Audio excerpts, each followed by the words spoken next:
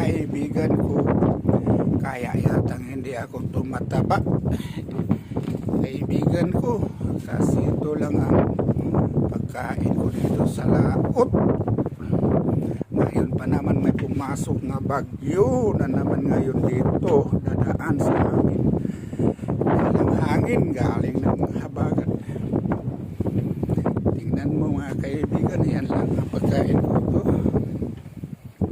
Biscuit ni stone, kape, at yung mga gatas. Kaya pala nagpahayag ko kaibigan, kasi yung mga balandya ko dito sa laot, panghanda pag malakas ang hangin, kung hindi makasaping.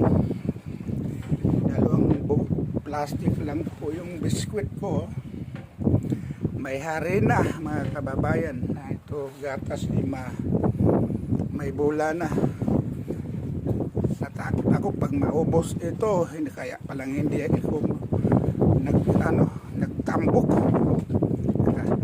Kasi yung ano ko maliit lang, konti lang pala yung